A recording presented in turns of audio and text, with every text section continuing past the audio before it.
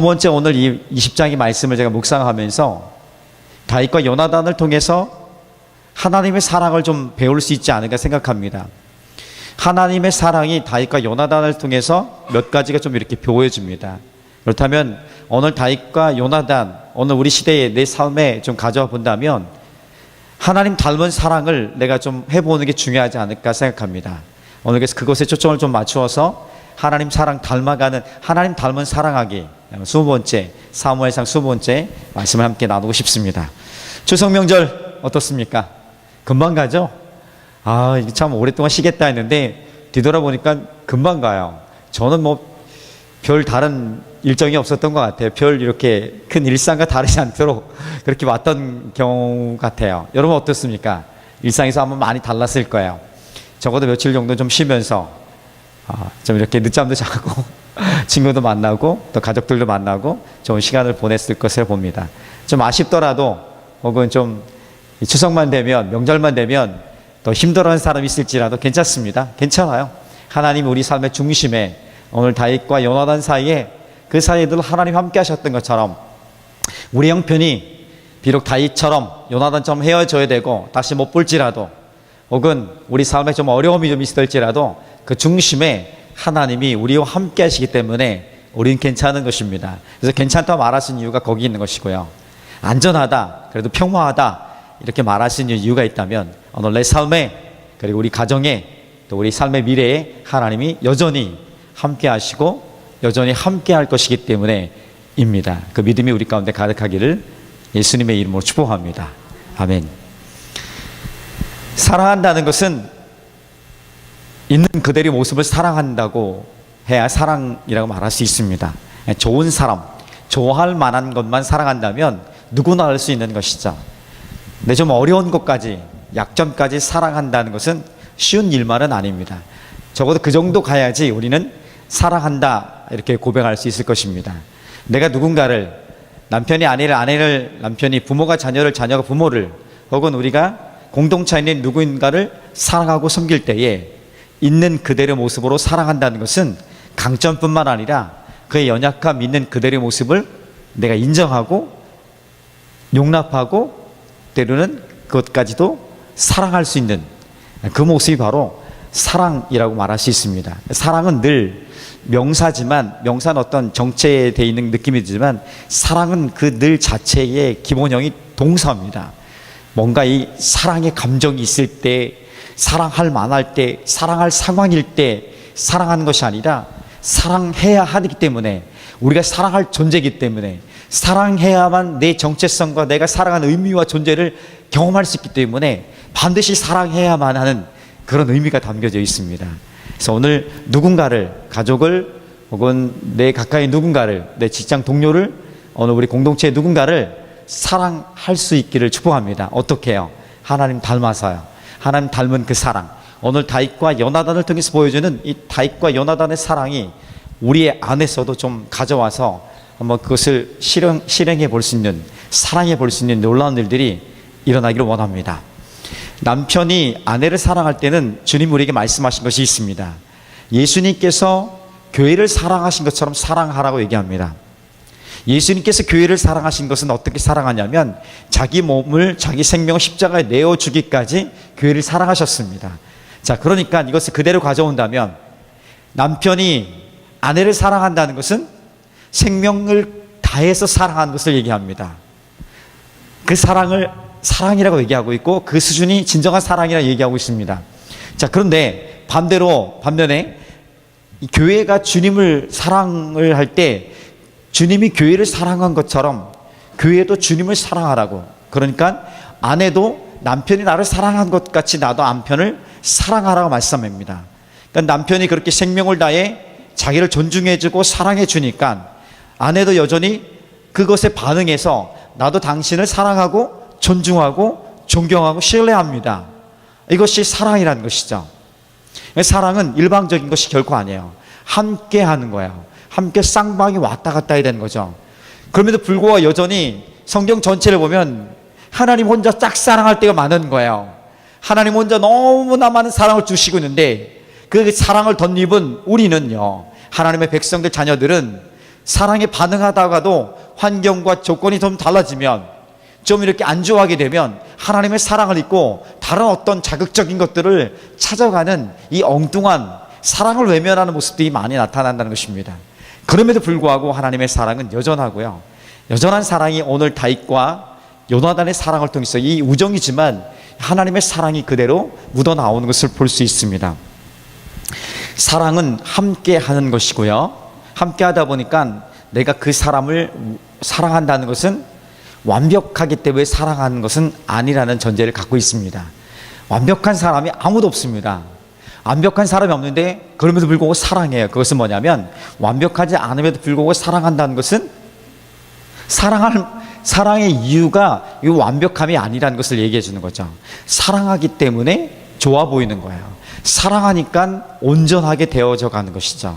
이 순서가 잘 되어야 될 줄 믿습니다. 하나님이 우리를 보시고, 야, 네가 나에게 한 행동을 보고 내가 사랑의 수준을 결정하겠다, 나도 사랑의 수준을 결정하겠다면, 1부터 100까지 있다면, 아니 1부터 10까지 있다면, 하나님이 내 삶을 보고 그분이 나에게 주실 사랑의 양은 얼마 되겠습니까? 1요? 2요? 혹은 10이요? 저는 1도 안 될 것 같아요. 0.00 못 될 것 같습니다. 그럼에도 불구하고 하나님이 10배의 100%의 사랑을 내게 부어주시는 것은요, 사랑할 만하니까 사랑한 것이 아니라 내가 너를 사랑하기로 결정했기 때문에, 내가 너를 사랑하기로 선택했기 때문에 나는 너를 있는 그대로, 심지어는 내 제약된 연약한 부분까지도 품으시고요, 그것을 통해서 하나님이 뭘 원하시는지를 깨닫게 하시는 도구로 사용하시는 그 하나님이십니다. 오늘 다윗과 요나단, 우리가 많이 들어서 알 것입니다. 우정, 최고의 우정의 어떤 커플 한다면 다윗과 요나단을 듭니다. 성경이 다윗과 요나단 얘기가 그렇게 많지는 않습니다. 오늘 사무엘상에 나오는 그 정도 수준이에요. 그런데 불구하고 그것이 우리 가운데 이야기를 많이 전해주는 것은 생명을 다하고 그 안에 뭔가 하나님이 우리를 향한 사랑이 녹아져 있기 때문에 그런 것을 우리가 기억하고, 나도 그 사랑을 해보기 원하는, 그 관계를 맺어보기 원하는 그런 마음들이 있게 되는 줄 믿습니다. 자, 그래서 오늘 다윗과 요나단의 이 관계, 이 사랑을 보면 이런 사랑이에요. 서로 마음과 마음이 통하는 사랑이에요. 다윗과 요나단은 마음과 마음이 통하는 사랑의 관계였고요. 그리고 그들은 언약을 합니다. 자기들끼리도 언약하고 자기네 집안끼리도 언약을 합니다. 어떻게? 생명을 다해서요. 생명을 다한 언약의 사랑입니다. 또 하나 있다면, 다윗과 요나단의 중심에는 늘 하나님이 보호하심이 있었습니다. 나와 너네 집과 우리 집 사이는 늘 하나님이 있기 때문에 하나님이 인도와 보호 아래에 있는 사랑이었습니다. 자, 이 정도만 우리가 살아감에 있어서 누린다면, 이런 관계를 맺고 있다면 어마어마한 일들이 우리 가운데도 나타나게 될 줄 믿습니다. 자, 첫 번째입니다. 첫 번째, 마음과 마음이 통하는 사랑. 마음과 마음이 통한다는 건 뭡니까?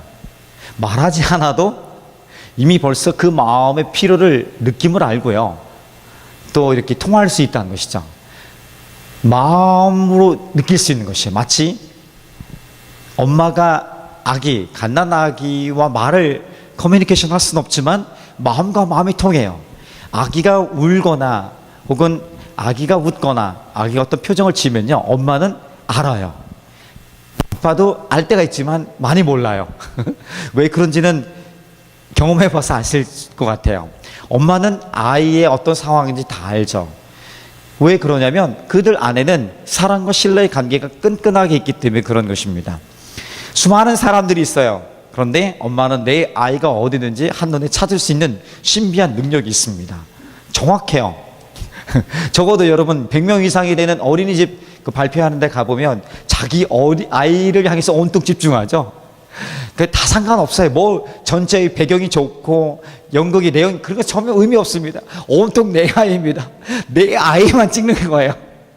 온통 시선이 거기가 있는 거죠. 정확히 알아요. 어디 있는지, 어디에서 뭐 하는지 한눈에 알아차릴 수 있는 그 능력이 있습니다. 신비한 능력이죠. 사랑의 능력이라 말할 수 있습니다.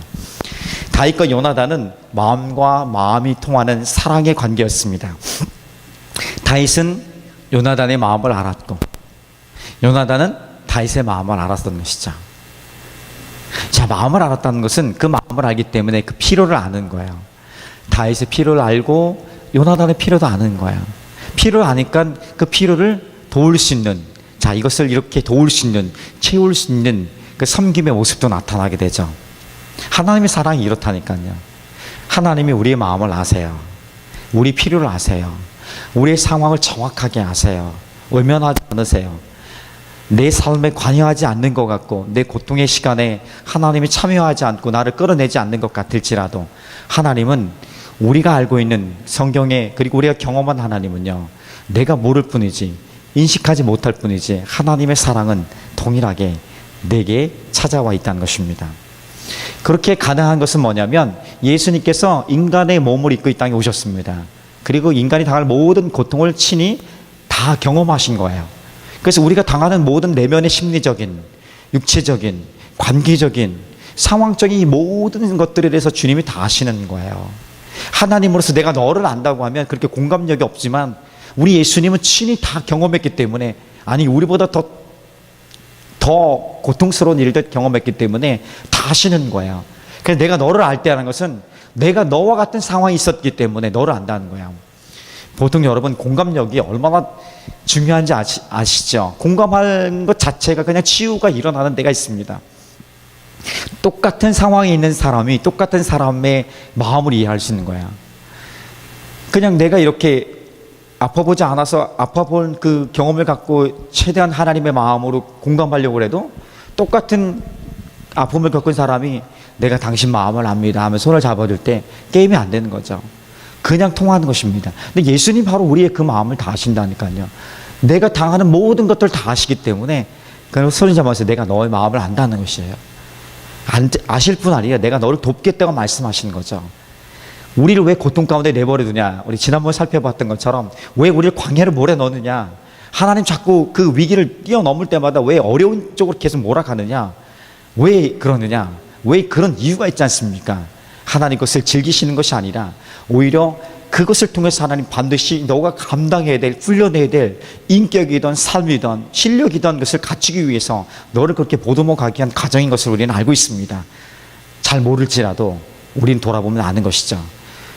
그래서 하나님 우리 삶의 모든 영역에 함께 하시는 그 사랑, 내가 너의 마음을 알고 너의 마음을 알기 때문에 너를 도울 것이고 너와 함께하며 너와 평생 내가 인도할 것이다.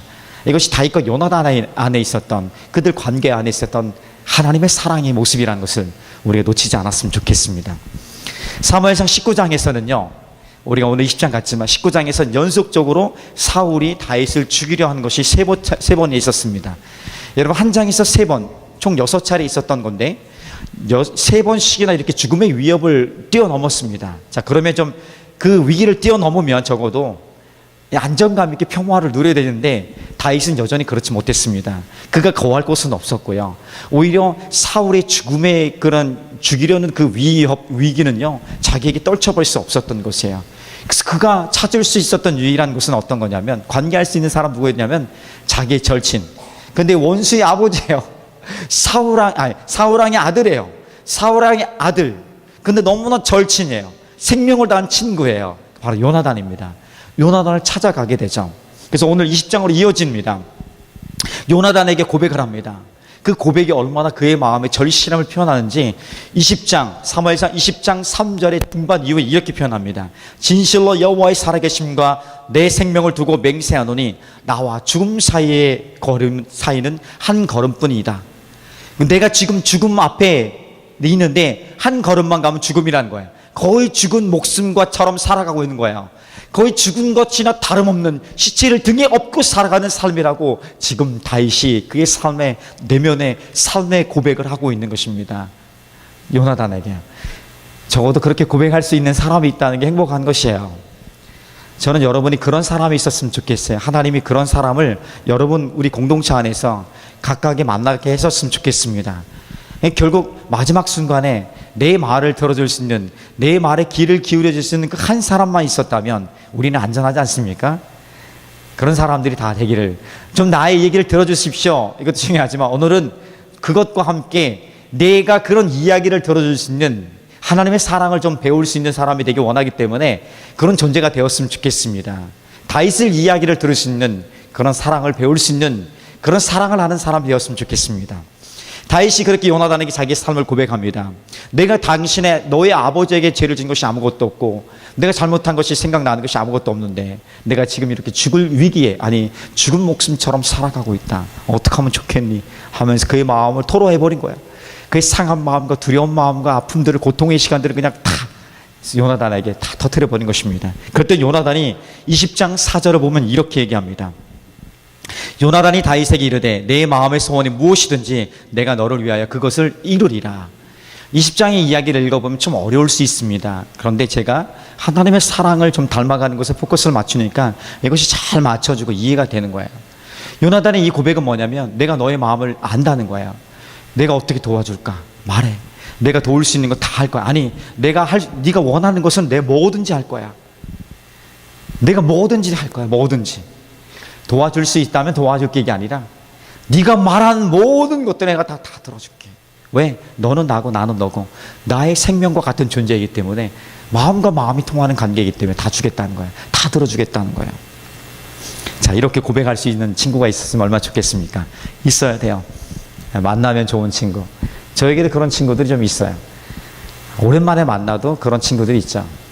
마음을 터놓고 얘기할 수 있는, 목사들끼리만 얘기할 수 있는 이야기도 그냥 막 할 수 있는, 그런 아무렇지도 않게 얘기할 수 있는. 때로는 한 친구 욕도 잘해요. 목사인데 욕을 잘해요. 저는 욕을 하면 이게 욕을 못하는데 욕을 잘하는 친구가 있어요. 그런 친구들 보면 마음이 좀 이렇게 후련할 때가 있죠. 어쨌든 이제 다윗과 요나단의 마음이 통하면서 이제 작전을 짭니다. 이제 다윗과 요나단이 작전을 짜는 거예요. 자, 매월 첫날부터 셋째 날까지는 사흘 동안, 첫날부터 사흘은 이 왕궁 안에서 종교적인 행사가 열립니다. 그래서 사울 왕의 식탁에 관련된 사람이, 다윗을 포함해서 관련된 사람 식사를 같이 함께하는 의식이 있습니다. 자, 이날을 기점으로 해서 3일 동안 있는 그 식사 시간을 통해서 다윗이 참여하지 않기로 합니다. 다윗은 바위 곁에 숨어 있고 요나단이 아버지의 마음, 사울이 여전히 다윗을 죽이려 하는지 그것을 살펴야 합니다. 그래서 작전을 짭니다. 그 이제 작전을 실행할 날이 오게 되죠. 그 실행할 내용이 바로 20장 24절부터 34절까지의 말씀의 내용입니다. 첫날, 매월 첫날, 그 첫날이 되어서 식사 시간이 열렸습니다. 사울 왕이 딱 보니까 다윗의 자리가 없는 거예요. 근데 자리가 없는 것을 뭐 그렇게 큰 이야기하지 않습니다. 뭐라 얘기하지 않아요. 그건 지나갑니다. 왜냐하면 뭐 무슨 일이 있겠지 하고 지나간 거야. 두 번째 날 보니까 안 그런 거야. 두 번째 날에는 시비를 건 것이죠. 다윗이 어디 가느냐 묻습니다. 그때 요나단이 다윗과 작전장을 갖고 나옵니다. 아버님, 왕이여, 다윗이 지금 베들레헴 고향집에 돌아갔습니다. 그 매년 제사를 드려야 되는데 형들이 오라고 했기 때문에 다윗이 부득이하게 갔습니다. 그랬더니 이 사울 왕이 분노하기 시작합니다. 감히 하면서 네가 다윗의 편을 들어? 다윗을 변호해? 하면서 막 이 요나단을 막 다윗에게 화난 게 아니라 요나단에게, 자기 아들에게 막 퍼붓는 거야. 그 아주 그냥 못된 욕을 하고 있는 거예요. 사실 성경에 보면 욕을 하는 거야. 너의 어미가 누구면서 막 이렇게 욕을 해버립니다. 욕을 하면서 이제는 그의 속내를 드러나게 됩니다. 20장 31절이 그 말씀이에요.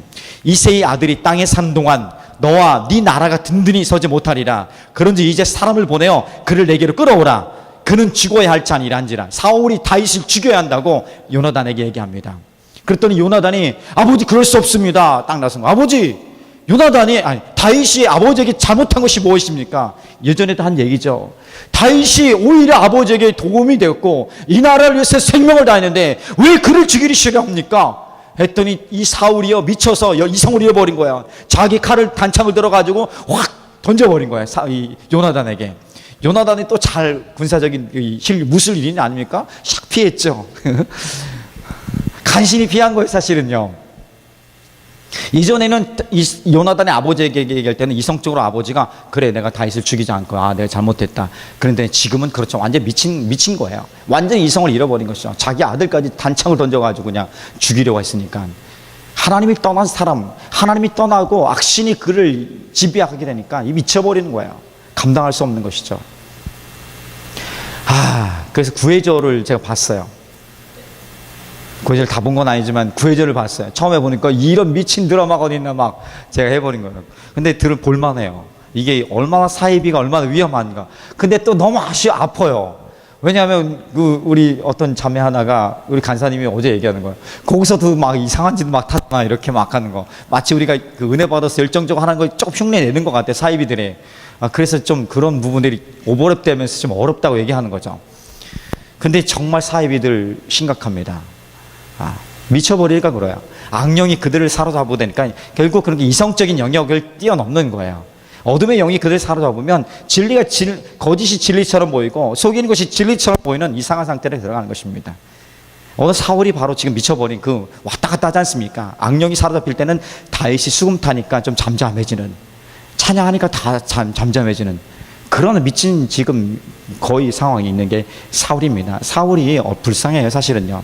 2년 동안은 착실하게 이렇게 왕 역할을 잘합니다, 하나님 앞에. 근데 2년 후에는요, 하나님이 떠나 계시는, 불순종하고 교만해서 그가 통치한 시간이 40년입니다. 38년의 시간을 정말 힘겨운 시간, 불행한 시간을 보낸 거예요. 왕이지만 그보다 더 불쌍한 인생이 어디 있겠습니까? 어쨌든 다시 돌아오면, 그래서 요나단은 다윗의 아버지가 사울이 다윗을 죽이려 하는 것을 확인하고서 작전 짠 것을 실행에 옮깁니다. 다음날 아침에 자기 이 수하에 있던 아이 하나를 부릅니다. 오늘 그 말씀을 읽었던 것이죠. 자, 20장 36절 한번 같이 읽어보겠습니다. 36절 시작. 아이에게 이르되 달려가서 내가 쏘는 화살을 찾으라 하고, 아이가 달려갈 때에 요나단이 화살을 그의 위로 지나치게 쏘니라. 이게 다윗과 요나단이 작전을 짤 때 예스냐 노우냐죠. 사울이 다윗을 죽이려는 마음이 없다, 좋게 여긴다 할 때는 아이가 달려갈 때 뒤에 떨어뜨립니다. 그리고 사울이 다윗을 죽이려 한다, 그럼 이 아이가 뛰어갈 때 그 앞쪽에 쏘게 되는 거예요. 그래서 이 두 개 보고서 다윗과 요나단은 둘만의 사인인 거죠. 둘만의 사인으로 알고서, 근데 지금 죽이려고 하는 거 아니까 아이 앞으로 쏘아버린 거야. 이제 다윗은 안 거죠. 사울이 여전히 나를 죽이려 하는구나. 둘만 안 것입니다. 자, 이것을 알고 나니까 38절 39절 보면 요나단이 아이 뒤에서 또 외치되 지체 말고 빨리 다름질하라 하며 요나단의 아이가 화살을 주워 가지고 주인에게 돌아왔으나 그 아이는 아무것도 알지 못하고 요나단과 다윗만 그 일을 알았더라. 자, 41절은 같이 읽어봅시다. 시작. 아이가 가매 다윗이 곧 바위 남쪽에 있어 일어나서 땅에 엎드려 3번 절한 후에 서로 입 맞추고 같이 울되 다윗이 더욱 심하더니. 이제 모든 사건이 정리가 됩니다. 작전 짠 것이 작전대로 실행해보고 결국 결론 내준 것은 사울이 다윗을 여전히 죽이려 한다, 분노하고 있다, 이렇게 결론 내고 지금 둘이 만납니다. 다 정리돼. 아무도 모르게 해요. 사울과 다윗과 요나단만 만납니다. 다윗과 요나단 만나서 서로에게 존중하는 예의로 3번 절하고 서로 입 맞추고 엉엉 우는 거죠. 다윗이 더 심하게 울었대요. 아마도 직감했을 거예요. 이것이 마지막이구나. 살아가는 나의 생명 같은 나의 친구와 마지막이구나. 아마 그들은 본능적으로 그들은 알았을 거예요. 그렇게 헤어집니다. 서로의 마음과 마음을 통하는 거 굉장히 중요한 것이죠. 마음이 통할 때에 뭔가를 필요를 알고 그 필요를 할 수 있는 대로 도와줄 수 있는 그 움직임들이, 섬김의 모습들이 나타나시는 것이죠. 하나님의 사랑이 그렇습니다. 하나님은 늘 내게 대해서, 그분의 자녀에게 대해서, 그의 사랑하는 자에게 대해서 그의 마음에 관심과 배려를 가지고 집중하십니다. 우리가 아까 얘기했던 엄마와 아이가 말하지 않아도 마음과 마음으로 통하는 것처럼 말입니다. 자, 그러려면 이 마음과 마음이 통하려면 어떻게 해야 될까 제가 고민해 봤습니다. 한 가지 하나의 팁이 있습니다. 자기 소리를 낮추어만 해야 돼요. 자기의 소리를 낮추어야 돼요. 내 소리를 자꾸 높이니까 다른 사람의 소리가, 이야기 소리가 들리는 것 같은데 잘 안 들려요. 선명하지 않아요. 여러분 지금 다 같이 얘기해 보세요. 웅웅웅 다 같이 해보세요. 그러면서 내가 이 사람의 이야기를 들으려고 안 들려요. 정확지 않아요. 내 소리를 낮추고, 때로는 내가 좀 침묵하고 내 것을 좀 내려놓을 때, 버리라는 거 아니에요. 그러니까 내려놓으면 완전히 버림이 이게 아니더라고요. 그러니까 별 의미 없어요. 다 버리라 이런 개념이 아니라, 내려놓음이라는 것은 적응력을 키워가는 거야. 내가 이것을 할 수 있지만 내가 상대를 위해서 배려하는 마음으로 이것을 잠깐 내려놓는 거예요. 그게 내려놓음이에요. 그래서 이것을 먼저 하는 것이죠. 그렇게 내 소리를 낮추고 볼륨을 줄이니까 다른 사람의 소리가 들리게 되는 거예요. 상대의 소리가. 상대의 소리에 기울이다 보니까 그가 내면의 소리가 어떤 것인지 들려지기 시작하는 거죠. 이제까지는 내가 내 이야기만, 내 원망과 시비와 분노와 이런 것들만 많이 소리를 내었는데, 가만히 들여다보니까 저 사람도 똑같네, 저 사람도 저런 아픔이 있었구나, 나만 그런 줄 알았더니 같이 평행성을 그리면서 만나지 않고 계속 왔구나, 이렇게 마음을 느끼게 되는 거죠. 그러면 어떻게 될 바를 알게 되고, 그 알게 된 것을 조금이라도 잠시라도 작은 것부터 행할 수 있는 길이 열리게 되는 것이죠. 하나님 앞에 기도할 때도 마찬가지예요. 이 하나님의 마음을 안다는 것은 그게 처음부터 우리가 되진 않아요. 왜냐하면 우리가 마음에 이 토로해야 될 것이 있지 않습니까? 오늘 다윗이 내가 죽음과 한 걸음 사이라고 얘기했던 것처럼 고백할 때가 있습니다. 그 다음에는 들어야죠. 하나님은 어떠시냐고, 내 상을 어떻게 보시냐고 이렇게 좀 물어봐야 되지 않습니까? 그럼 소리를 좀 낮추고 기다리고 침묵하고 좀 기다리는 연습들 해야 되지 않겠습니까? 근데 자기만 막 쏟아내고서 우리가 막 예수님 이름으로 기도합니다만 다 되는 줄 알고, 예수님 이름으로 기도합니다 하면 안 하면 안 되면 또 하나님 왜 그러십니까? 또 원망 불평하고 이런 것이 반복되는 모습. 그래도 하나님은 참 하나님이에요. 그래도 괜찮대요. 나 같으면 10번 하면 야 그만할 텐데 10번 20번 그냥 받아주시는 거예요. 그래서 하나님이세요. 그래서 어느 순간에 하나님 이렇게 기다리셨구나 하는 마음이 통하게 될 때가 옵니다. 그때부터 진정한 조금 더 깊이 있는 친밀한 관계를 맺어갈 수 있겠죠. 마음과 마음이 통하는 것, 이것이 다윗과 요나단을 통해서 하나님의 사랑을 배울 수 있는 것입니다. 자, 두 번째는요, 생명으로 맺은 언약의 사랑입니다. 한번 따라해 볼까요? 생명으로 맺은 언약의 사랑. 자, 생명으로 언약한 것이죠. 단순한 약속이 아니라, 자, 오늘 몇 시에 만나 이 정도가 아니라, 이 약속을 어기면 내가 죽음으로 대가를 치르겠다는 그 약속입니다. 언약입니다. 생명으로 맺은 언약은요, 그것을 언약을 어겼을 땐 생명으로 대가를 치르겠다는 거예요. 고대의 언약은 그게 중심이었었어요. 그래서 피의 언약이래요. 그래서 늘 피를 뿌리게 돼요. 짐승을 쳐서 죽이든지 아니면 피를 뿌리든지 해서 피의 언약, 그 계약서, 언약서 있지 않습니까?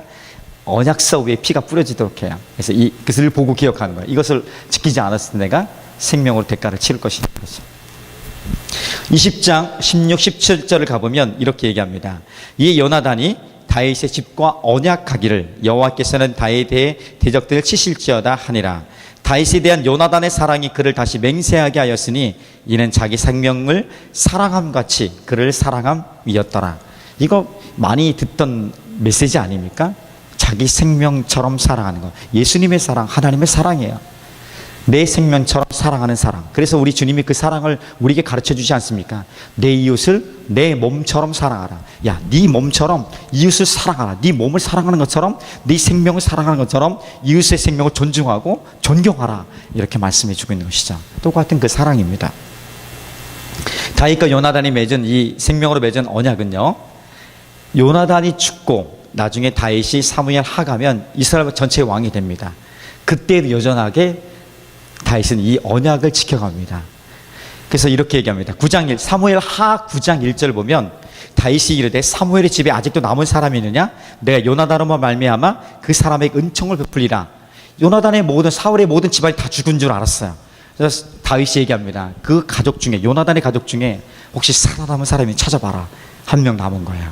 무비보셋. 어릴 적 데리고 가다 떨어뜨려가지고 다리를 쩔뚝쩔뚝하는, 다리 쩔뚝이는 장애인 무비보셋을 알아낸 거예요. 그 무비보셋을 데리고 오라 합니다. 사무엘하 9장 7절 보면 다윗이 그에게 이르되 무서워하지 말라.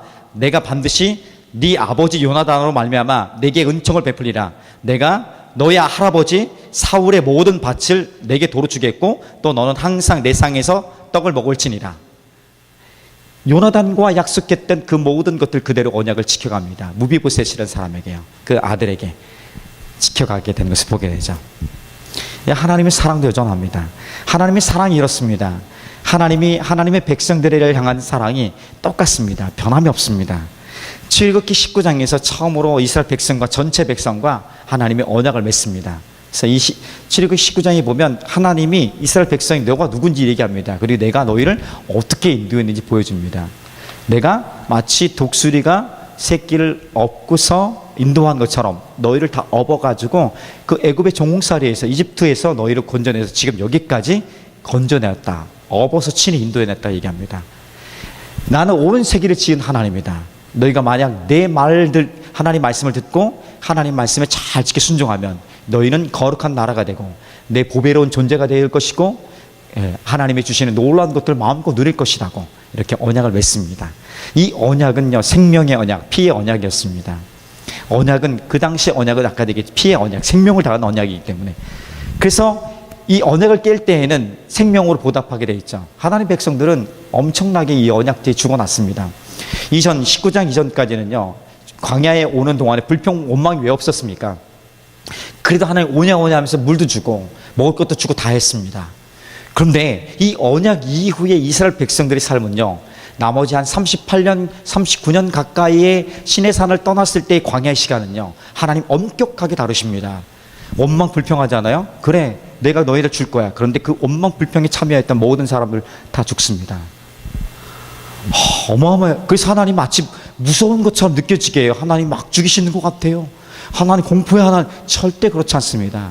하나님은 언약의 하나님이고 사랑의 하나님. 하나님이 벌써 사랑이 먼저 있기 때문에 살아있는 것이죠. 그 이외에 다 정의, 하나님 공의가 먼저 있다면 살아남을 사람 아무도 없는 것입니다. 출애굽기 19장의 언약 이후에 언약을 깬 모든 사람들에 대해서는 그 자리에서 죽음으로 대가를 치르했다는 것이 출애굽 여정 속에 쭉 나오는 것을 보게 됩니다. 잘 봐야 되는 것이죠. 그럼에도 불구하고 하나님은 그 언약에 신실하십니다. 자기 생명을 다해서 끝까지 변함없이 그의 백성들을, 그의 자녀들을 사랑하시길 결정하시고 사랑하셨습니다. 그 변함없는 사랑의 증거가 바로 저와 여러분들이라는 것입니다. 우리는 그 변함없는 하나님의 사랑의 은혜로 말미암아 죄인이었음에도 불구하고 여전히 살아있고요, 아니 죄인이 아닌 의인으로 살아가고 있고요, 이 세상 사람이 아닌 하나님의 사람으로, 하나님의 백성으로 지금 살아가는 은혜를 누리게 된 줄 믿습니다. 그 하나님의 변함없는 사랑 때문에 그런 것이죠. 그 사랑이 우리에게 있다는 것입니다. 이 언약, 생명으로 맺은 언약의 사랑이 오늘 내게도 좀 있어야 될 줄 믿습니다. 자, 이 사랑의 반응이 좀 있어야 될 것으로 좀 우리가 좀 기억할 필요 있어요. 변함없는 하나님의 사랑이 오늘 내게 있다면 내가 그 사랑을 배운다는 것은 나도 그 변함없는 사랑을 해보는 거야. 나도 하나님처럼 변함없는 사랑의 반응을 보이는 거예요. 그렇죠? 그것을 우리가 해야 될 거예요. 아, 하나님 내게 변함없는 사랑, 여전히 나를 사랑하는구나. 할렐루야, 아멘, 감사합니다. 이 정도 수준에서 머물 것이 아니라 이런 소극적 수준이 아닌 좀 더 적극적으로 나도 이 변함없는 사랑으로 하나님께 반응하겠습니다. 나도 이 사랑으로 하나님께 사랑하고 하나님의 사랑에 보답하겠습니다 하는 그 적극적인 사랑의 모습이 있어야 되겠죠. 그 적극적인 사랑의 모습이 어떤 거냐면 이 비유적으로 표현됩니다. 누가복음 9장에 보면 예수님을 따르겠다고, 예수님의 제자가 되겠다고 쫓아온 세 사람이 있습니다. 그런데 이 세 사람을 향해서 예수님 말씀하시는 그 모습을 보면, 야, 웬만하면 내 제자가 되지 마라. 가, 돌아가라. 이렇게 말씀하는 것처럼 보여요. 첫 번째 온 사람에게는 이렇게 얘기합니다. 첫 번째 온 사람에게는 이런 얘기를 하는 거예요. 야, 너 나를 따르려고 하느냐? 나를 따르려고 하면 노숙자 신세가 될 거야. 그래도 따를래? 두 번째 사람에게는 장례를 비유해서요. 그래?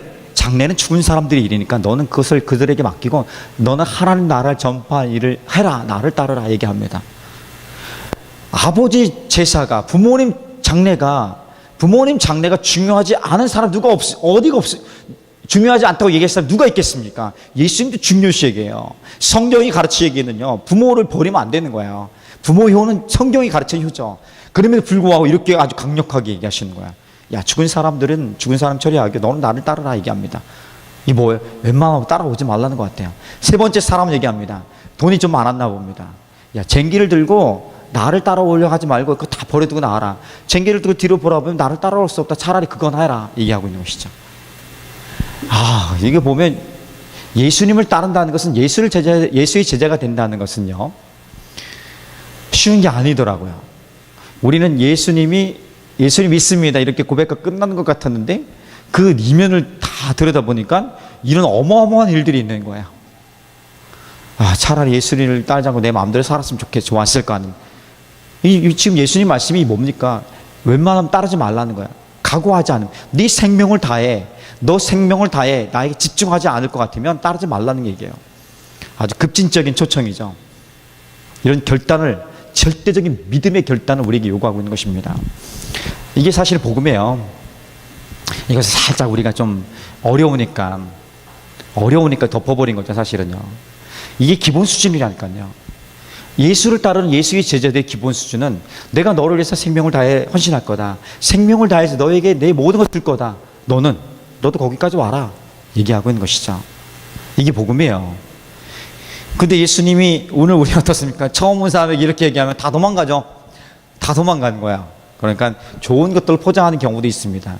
물론 그 좋은 것 안에 그렇게 잘 접근할 필요가 있지만 본래 예수를 믿는다는 것은 예수를 따른다는 것은 이런 것입니다. 내 삶의 우선순위가 예수님이 되는 것입니다. 그러다 보니까 돈과 명예와 권력들, 이것이 의미 없는 것은 아니에요. 굉장히 중요한 것들이에요. 가치 있는 것들이에요. 그런데 이것이 우선순위에 밀리게 되죠. 그 예수 안에 있을 때 이것들을 어떻게 다룰지를 배우게 되는 것이죠. 이것을 가지고 어떻게 살아갈 건지 알게 되는 거죠. 이 돈을 갖고, 이 권력을 갖고, 이 명예를 갖고 어떻게 살아갈 것인지를 보게 되는 것이죠. 그것을 배우는 게 예수 제자의 삶, 제자도로 배워가는 것이고요. 이 복음입니다. 오늘 생명을 다한 사랑, 이것을 실천해보고 사랑해보고 싶다면 나도 예수님처럼 생명을 다해서 한번 주님을 따라보겠습니다. 이 결단이 있기를 예수님의 이름으로 축복합니다. 결단한다고 죽지 않아요. 결단하면 죽으면 어떡하지? 죽지 않아요. 저도 이렇게 살아있지 않습니까? 우리 사명이 끝나면, 우리가 맡겨진 이 땅에서 삶의 사명들 감당하듯이 끝나면 주님 앞에 가는 거야. 그러면 되는 거죠. 아멘. 자, 그 믿음의 담대함으로 가는 거예요. 이전에 젊은이들 때 이것을 그냥 강력하게 안 따라오면 안 될 정도로 막 끌어왔었는데, 요즘 인격적으로 제가 말할 때 그렇게 순종하시기를 주님의 이름으로 축복합니다. 자, 마지막 세 번째나 간단하게 좀 보겠습니다. 하나님 닮은 사랑의 세 번째는 너와 나 사이에 하나님이 있다는 것이죠. 이것은 뭐냐면 하나님의 보호 아래 있다는 것입니다. 하나님의 보호 아래 있는 사랑을 해야 되는 거야. 하나님의 보호가 없으면 아무것도 아닌 거예요. 자, 오늘 42절 마지막 절인데 같이 읽어볼까요? 자, 시작. 요나단이 다윗에게 이르되 평안히 가라. 우리 두 사람이 여호와의 이름으로 맹세하여 이르기를 여호와께서 영원히 나와 너 사이에 계시고 내 자손과 내 자손 사이에 계시리라 하였느니라 하니 다윗은 일어나 떠나고 요나단은 성읍으로 돌아가니라. 다윗과 요나단 사이에는 하나님이 있었고요, 영원토록 함께 있기를 기대하고요, 그 사랑 안에 하나님 보호 아래 보호받기 원하는 그 고백을 드리고 있는 것입니다. 그 사랑을 해야 돼요. 안전하다. 요즘 북핵 문제 때문에 굉장히 우리 나라뿐 아니라 전 세계가 사실 시끄럽습니다. 어렵습니다. 우리나라만 제일 편안한 것 같아요. 밖에 있으면 위기인데 우리는 괜찮대요. 주님 믿기 때문에 괜찮다고 생각하는 것이죠. 저는 알고 있어요. 무뎌진 마음 때문에 이 위기를 모르는 건지, 주님 우리를 보호하시기 때문에 믿는 그 안전한 건지 구분을 좀 할 필요 있겠습니다. 어쨌든 우리가 안전한 이유는 너와 나 사이에, 우리 사이에, 우리 가정 안에, 우리 교회 공동체 안에, 우리 삶의 영역 안에 하나님의 보호 아래 있기 때문에, 하나님 보호하심이 있기 때문에 그런 것입니다. 하나님의 보호 아래 있는 사람이 안전한 것입니다. 하나님의 보호 아래에 있으니까 안전해요. 이 안전하다는 표현을 좀 잘 볼 수 있어야 돼요. 안전하다 하니까 아무런 고통이나 문제가 없는, 갈등이 없는 이런 상황을 생각하는, 절대 그렇지 않습니다. 안전하다는 것은요, 하나님 보호하기 때문에 안전한 것이죠. 그 안에서는요, 고통이 있을 수 있습니다. 아니, 많아요. 훈련의 차원에서 고통도 있을 수 있고요, 갈등도 있고요, 또는 다윗과 요나단처럼 원치 않은 헤어짐도 있을 수 있고요, 때로는 다윗처럼 점점 주님의 말씀에 순종할수록 광야로 좀 내몰려가는 그런 상황에 처할 수 있습니다. 내가 원하는 것은 내 일인데 비만 자꾸 나타나는 상황에 우리가 내몰릴 때가 있다는 것이죠. 이것이 그럼에도 불구하고 안전한 것은 하나님 보호 아래 있기 때문에 그런 거예요. 그게 안전이에요. 그게 형통이에요. 그걸 배웠으면 좋겠습니다. 저도 배우고요, 제가 많이 배울수록 여러분들도 많이 성장하게 될 줄 믿습니다. 같이 배우고요, 같이 그 사랑을 나눴으면 좋겠습니다. 하나님의 사랑은요, 오늘 다윗과 요나단을 통해서 몇 가지 배울 수 있었습니다. 첫째로 마음과 마음이 통하는 그 사랑입니다. 생명을 다한 언약의 사랑이죠. 하나님의 보호하심 아래 있는 사랑입니다. 그 사랑을 오늘 내가 좀 보여줄 때가 되지 않았습니까? 오늘 내가 좀 보여주고 한번 찾아보고 훈련하고 연습하는 일들이 우리 가정 가운데, 우리 각자의 삶 가운데 진짜 공동체 안에 가득하기를 예수님의 이름으로 축복합니다. 아멘.